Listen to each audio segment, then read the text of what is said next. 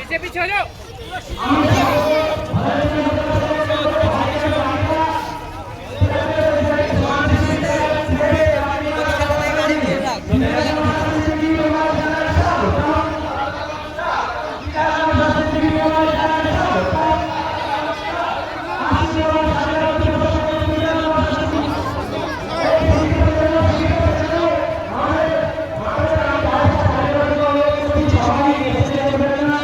কারণ কাদাপানির সময় স্টেজে সবাই যদি আমরা থাকি তাহলে কিন্তু সমস্যা নিবারণ করে নেওয়ার জন্য আমি দুটি বুথের পঞ্চায়েত সদস্যকে আমি ডায়াসে আসার জন্য অনুরোধ করব। আমি আবুল খয়ের ভাই এবং আমাদের শরীফুল দাকে আমি আসার জন্য অনুরোধ করছি। বিধায়ককে বরণ করে নিয়ে ব্যাস এবং উত্তরীয় পরিয়ে বরণ করে নিচ্ছেন আমাদের প্রাণপ্রিয় বিধায়ক পীরজাদা নওশাদ সিদ্দিকী মহাশয়কে ব্যাস পরিয়ে বরণ করছেন 158 নম্বর বুথের পঞ্চায়েত সদস্য শরীফুল মোল্লা। সকলে একটি অভিনন্দন জানাই। উত্তরীয় পরিয়ে বরণ করে নিচ্ছেন আমাদের সকলের প্রিয় আবুল কয়ের ভাই এবং একটি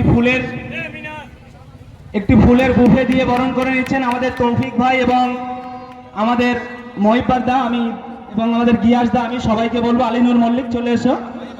বিধায়কের সাথে একটি ছবি এবং ফুল দিয়ে বরণ করে নিচ্ছেন। আমি একটু সামনের দিকে সবাই একটু করতালি দিই। 80তম স্বাধীনতা দিবস উপলক্ষে চালতাবেড়িয়া ঈদগাহ ময়দানে এসে উপস্থিত হয়েছেন বিধায়ক নওশাদ সিদ্দিকী মহাশয়। ধন্যবাদ চালতাবেড়িয়ার মানুষজনদের। আজকে আমার প্রচণ্ড বিজি শিডিউল, আপনারা জানেন। 13 জায়গায় পতাকা উত্তোলন করতে হবে। পথের মধ্যে অনেকে বলছিল আমাদেরই ভালোবাসার মানুষ, ভাইজান একটু তুলে দিন 2 মিনিট 1 মিনিট, কিন্তু 2-1 মিনিট করতে নিতে নিতে অনেক লেট হয়ে যাবে। সেগুলো আমি সব জায়গায় তুলতে পারিনি, আমি ক্ষমা প্রার্থী। আমাদের অঞ্চল নেতৃত্ব, বুথের নেতৃত্বদের বলবো তা আপনারা দায়িত্ব নিয়ে সেগুলো তুলবেন। আজকে এই স্বাধীনতা দিবস উদযাপন প্রাককালে তথা পতাকা উত্তোলন প্রাককালে আমি অল্প 2টি কথা বলবো। প্রথম কথা হচ্ছে, আমরা যেভাবে দায়িত্বশীলতার পরিচয় দিয়ে থাকি এই দুটো দিনে, বাকি দিনগুলো আমাদেরকে থাকতে হবে। আর আজকে আমাদের কঠিন একটা সময়ের সম্মুখীন হচ্ছি। আমাদের পূর্বপুরুষের আত্মত্যাগ আত্মবলিদানের ফলে আমরা সংবিধান পেয়েছি, দেশ পেয়েছি। আজকে সংবিধান আক্রান্ত দেশের মধ্যে একটা অরাজকতা তৈরি হয়েছে। তাই আমাদেরকে শপথ নিতে হবে, সংবিধানকে রক্ষা করতে হবে, দেশকে রক্ষা করার শপথ নিতে হবে। সাথে সাথে এটাও বলতে হবে, আজকে 27 লাখ ভোটাররা আজকে ট্রাইব্যুনালে আছে, ভাগ্য সেখানে ঝুলে আছে। আমরা তো আশা করব এবং এখানে দাবি করব দ্রুততার সাথে মামলাগুলো নিষ্পত্তি করা হোক, বৈধ ভোটারদের দ্রুততার সাথে ভোটার লিস্টে তার নামটা ইনক্লুড করা হোক। এই লড়াই আমাদেরকে লড়তে হবে, আপামার জনগণের লড়াই। আর আজকে আমাদের শহীদ বেদিতে বিশেষ করে ছবি রাখা আছে নেতাজি সুভাষচন্দ্র বোসের। আপনারা জানেন কয়েকটা দিন আগে রাজ্যের একটা এলাকা থেকে কিভাবে নেতাজি সুভাষচন্দ্র বোসকে নিয়ে ক্রমাগত টিপ্পনী কাটা হচ্ছিল, আলটপটা মন্তব্য করা হচ্ছিল। প্রশাসনের ঘুম ভাঙেনি, প্রশাসনের ঘুম ভাঙিয়েছে এই ভাঙড়ের বাসী আমাকে ভোটে জিতে পাঠিয়েছে। আমি বিধানসভায় গিয়ে নিন্দা প্রস্তাব জমা দেওয়ার পরে প্রশাসনের ঘুম ভেঙেছে। আমি প্রশাসনের যেহেতু ঘুম ভেঙেছে, আমি প্রশাসনের কাছে আমি আর্জি রাখবো। প্রশাসনের কাছে আমি আশা করব নেতাজি সুভাষচন্দ্র বোস তথা দেশ নায়ক, স্বাধীনতা সংগ্রামের উজ্জ্বল নক্ষত্রকে নিয়ে যারা বাজে মন্তব্য করেছে এমন দৃষ্টান্তমূলক শাস্তি দেওয়া হোক। আগামী দিনে কোন স্বাধীনতা সংগ্রামী সম্পর্কে বাজে মন্তব্য করতে মানুষ ভয় পাবে, এটা আমি আশা করব। আমাদের পূর্বপুরুষ তাদের আত্মত্যাগ আত্মবলিদানের ফলে একদিকে বেগম হজরত মহল, অপরদিকে মাতঙ্গিনী হাজরা, একদিকে বিরসা মুন্ডা, অপরদিকে ক্ষুদিরাম, একদিকে আশফাকুল্লাহ, অপরদিকে মাওলানা আবুল কালাম আজাদ, একদিকে নেতাজি, অপরদিকে গান্ধীজি, একদিকে ফুরফুরার পীর আবু বকর সিদ্দিক, একদিকে রাজা পিয়ারী মোহন থেকে শুরু করে লাখো লাখো কোটি কোটি স্বাধীনতা সংগ্রামীদের কারো আত্মত্যাগ, কারো আত্মবলিদানের ফলে দেশ স্বাধীন হয়েছে, সংবিধান পেয়েছি। এটাকে টিকিয়ে রাখার দায়িত্ব আমার আপনার করতে বর্তায়। তাই আপনাকে আমাকে বলবো, ব্রিটিশদের হাত থেকে যখন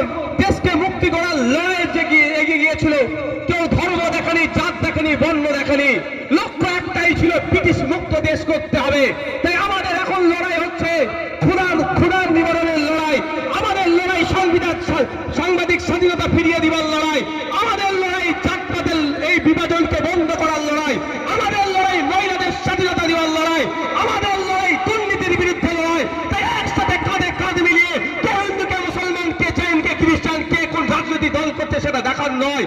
আমরা ভারতীয়, এটাই আমাদের পরিচয়। সমস্ত ধরনের অন্যায়ের বিরুদ্ধে ঐক্যবদ্ধ থেকে লড়াই করতে হবে আমাদেরকে। রাজি আছেন তো নাকি?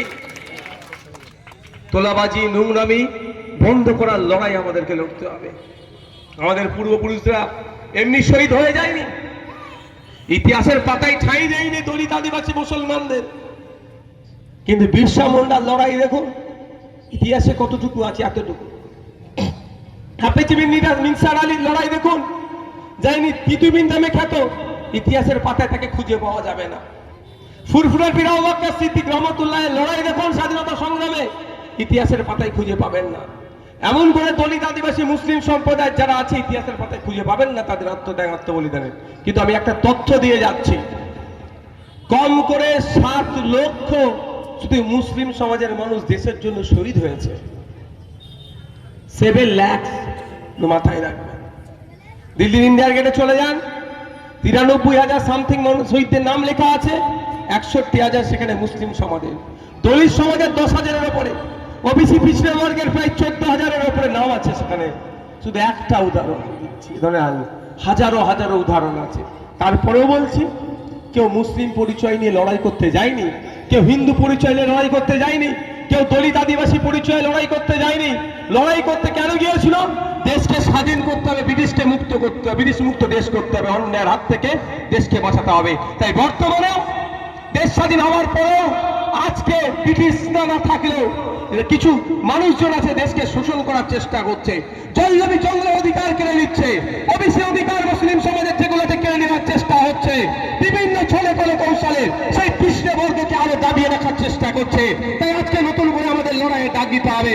দেশকে বাঁচানোর লড়াই, সংবিধানকে বাঁচানোর লড়াই, ভোটাধিকার ফিরিয়ে নিয়ে আসার লড়াই, জলজমি জঙ্গলের অধিকার ফিরিয়ে দেওয়ার লড়াই, ওবিসিকে ফিরিয়ে নিয়ে আসার লড়াই, স্বামীনাথন কমিশনের যে সুপারিশগুলো আছে সেইগুলো বাস্তবায়নের লড়াই আমাদের কাজকে করতে হবে কাঁধে কাঁধ মিলিয়ে। বন্ধুগণ, বক্তব্য দীর্ঘায়িত করব না, এখন পতাকা উত্তোলন হবে। আপনাদের এখানে পতাকা উত্তোলন আমি সাথে থাকব। আমার সিআইএসএফ এর একজন জওয়ান পতাকা উত্তোলন করবেন। আমাদের এই বাংলার ছেলে, আসানসোলে মোহাম্মদ আজহারউদ্দিন, আসানসোলেরই ছেলে মোহাম্মদ আজহারউদ্দিন সিআইএসএফ এর যিনি আছেন, আপনাদের সামনে ইনি এখন পতাকা উত্তোলন করবেন। চলো।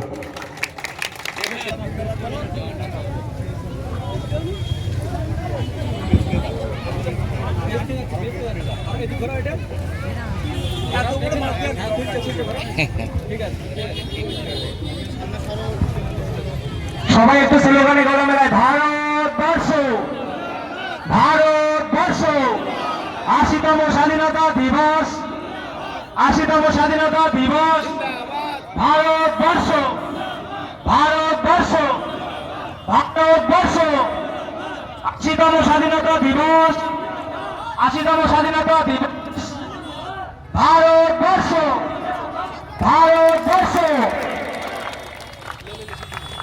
পতাকা উত্তোলন হয়ে গেছে, রাস্তাটা একটু ক্লিয়ার করে তো। একে একে শহীদ বেদিতে মাল্যদান হবে। এখন শহীদ বেদিতে মাল্যদান করছেন